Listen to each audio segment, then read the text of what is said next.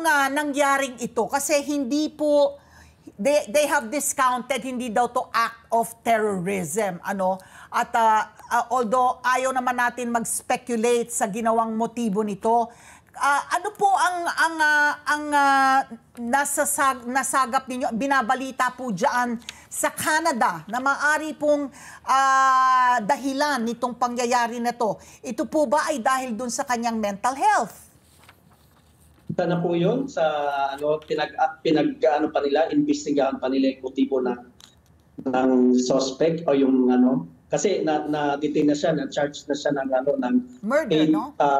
8 degrees of 8 counts of murder, second-degree murder, 8 charges. 8 charges. At saka identify niya siya as Jai Adam Law. Parang Si Adam Law. Chinese. Chinese descent. Chinese Vietnamese. Chinese Vietnamese. Dito na siya lumaki. Sa Canada. So raised sa Canada. Okay. So, Sir Ting, kasi wala pang ulat masyado, no? It just says dozens and dozens of people are still wounded. Ano po yung, what is the condition right now, no? Siyempre, nakakabigla, 11 dead is still 11 dead. Itong mga dozens and dozens po na nasaktan, ano po ang kanilang condition po ngayon?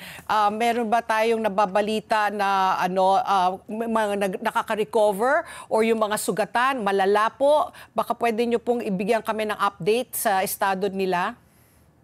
Yung napalitaan namin, yung sa nirelease nila sa news, tsaka yung authorities, nung unang yung incident, 27 ang dinala sa 9 different hospitals dito sa Lower Mainland, Vancouver. 27? Tapos yung iba, talaga, dead on the spot.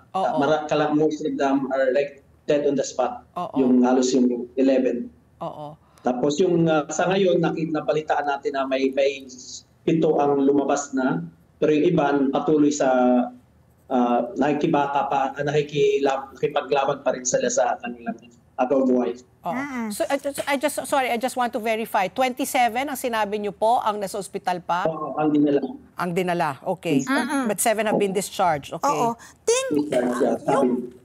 Yung ayon sa eyewitness testimony, merong mga barriers, at saka parang tapos na yung pinaka-main event. Pa-wind down. Hanggang 8 o'clock lang dapat Tapos ito yung strip down na maraming food trucks.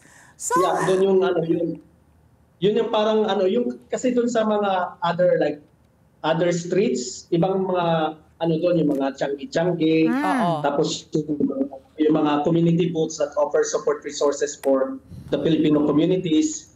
Tapos doon sa 42nd, yun yung pinaka-concentration din ng big food trucks that would lead to the entrance of the school where the big States and Apple the performed around 8 o'clock. It ended at 8. Tapos nagutom yung mga tao, maglabas, so sila ng food trucks. Kakain. Kumain sila. So siguro may nagsabi na tinanggal na daw yung may nagtanggal ng yung harang. Barricade. Tapos may nagsabi din, nandun lang yung barricade, pero yung parang stick, hindi makapal yung barricade, parang kahoy lang. Hindi kagaya sa na yung iba nakikita kong mga events. As in, ang barricade nila is yung truck, malaking truck. Hindi ka basta-basta. So, kumbaga yung security, hindi ganun ka-tight. Parang kalye-kalye lang, pagkatapos ng after yung main thoroughfares, may parking lot, yung leading to the residential. It's actually a residential and school area. Ng Black Party. Unlike sa mga events like other Filipino events, like yung event na ginagawa namin, yung big event like Pinoy Festival, doon talaga sa stadium. Okay. Hindi ka pwedeng pero ganun pa man, last year nagawa naman pero wala namang nangyari. I'm sure it was deliberate, no? Pero ito yung katanungan ko, no? Nung pagkatapos niya rinam yung kanyang SUV, ano po nangyari? Paano siya nahuli? Did he flee the scene? Did he sped away ba? Nagkaroon ba ng citizen arrest? Hinuli? He was contained by Filipino bystanders, yung mga nandun. So then tinurn over siya sa police nung dumating yung police after a few minutes. Kasi merong ano doon, meron silang security na hinire. Tapos of course wala namang presence ng police doon sa area na yun. Pero earlier siguro may mga police na aligid-aligid, pero normally pag mga events meron talagang police like traffic police na nagmaman. So yung mga Pinoy ang humuli sa kanya. Huminto ba yung kanyang sasakyan? O did he try to... Nalito talaga kasi ang daming ilang ano yun, from the barricade siguro dinasmak yung binangga yung barricade na manipis lang, tapos tuloy-tuloy. Kaya siguro mga 500 meters yung tinakbo ng sasakyan niya, no?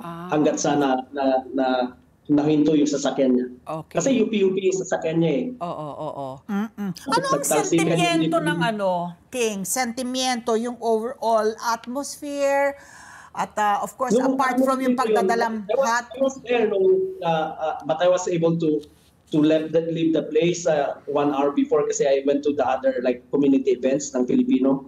So, nung mga kasamahan ko ng mga ibang volunteers nandun pa, so na-witness nila. So is talaga shock, horror, agony, wailing yung ng mga tao.